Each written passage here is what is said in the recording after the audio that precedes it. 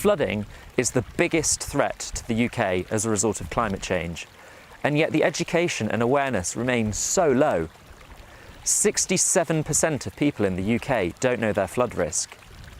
To help change this, we've interviewed 4 flood victims from across the UK to share their stories. When I bought my house, I had no idea that I was at risk of flooding. There wasn't a sea, a stream, a river, anything anywhere near my house.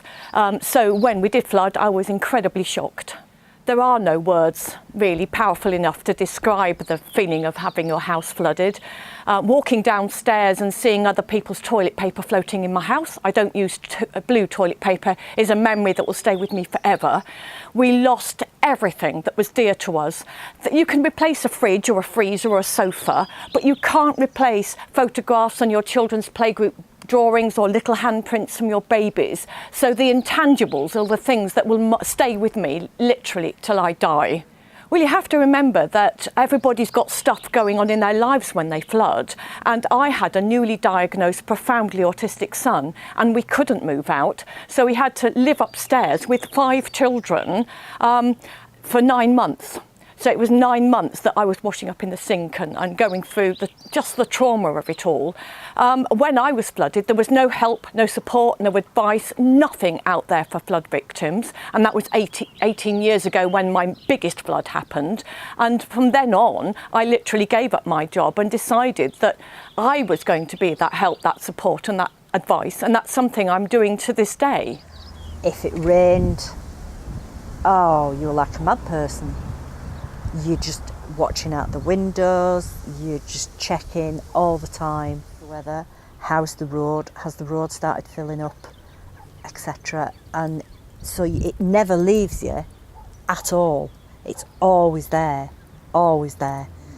People that lived just around the corner from me, one of my friends across the road, she's disabled. Her son had to literally push her through the floodwater to get her out. To be honest, it never went away. It never went away. Yes, we got everything dried. For a while we lived with wonderful concrete floors and I was constantly mopping because you just get obsessed with cleaning it. It takes you over.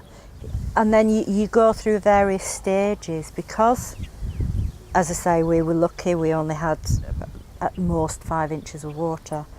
I only had that. I didn't have the heights where it was above head, where it was life-threatening, and etc.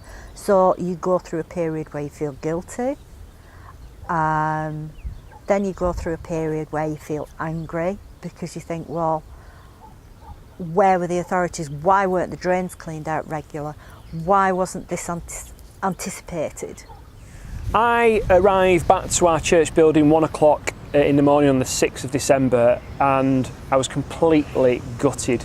I couldn't actually get to it because the water was so deep, but I could see that it was underwater. It wasn't until the next morning when the waters receded and actually went inside the building that had just had a £500,000 makeover, and we'd raised all this money and it just all gone to waste through just some water coming into the church building.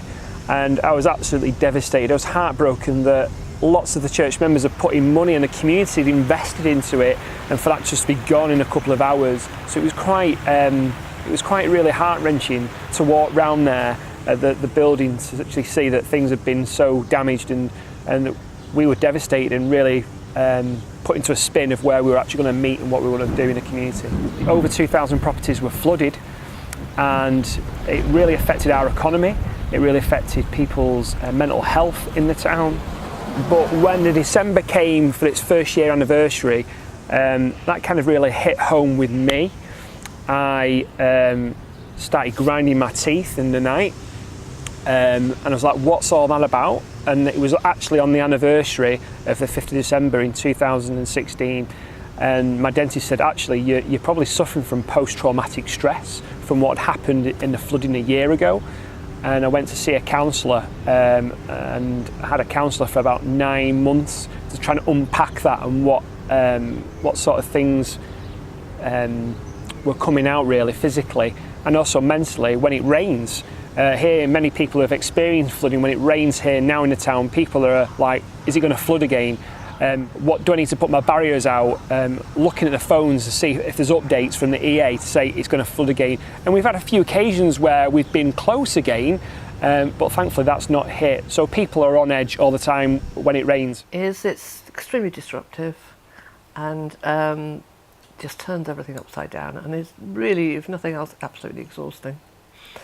I wouldn't recommend it to anyone, and I think, you know, my husband and I, we were quite gung-ho about it, like it's only things, we can replace them, and I think we underestimated the impact it did have on us actually.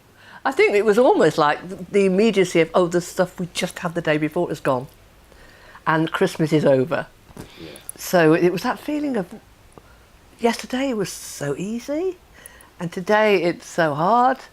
So the flood certainly did impact very badly. Also, the damp in the house, we've still got a humidifier and we've been using it like non-stop. We had it on non-stop for months. We actually didn't think, we thought we were okay, you know, we were coping really well, and we went to the town hall where they had free food, you know, so much stuff there, so much support, and we went round and we said, how do you know that these that we're genuine? You know, you walk around and you're taking tins, how do you know? And they looked at us and they said, because you both look so traumatised. I think it's important that people are aware of the dangers and that they put in protective measures and they don't leave it for other people to do the work. You know, that they put in the doors, because I've spoken to a couple of people who haven't bothered. Oh, they can't be bothered to put a door. Now it's not going to happen again. So I think we do have to take responsibility for our own homes, rather than leave it for some wardens or the environment or somebody else to sort it. And there's a lot of blame around it. And I think the important thing is that every individual, you know, takes care of their property in the best ways they can. Hopefully you can see from the 4 victims that we have interviewed that everyone has a slightly different story to tell, but they've all suffered from the same upheaval, expense and stress that flooding causes. 1 in 6 homes in the UK are at risk of flooding. I'm a 2007 flood victim, so I know just how traumatic flooding can be.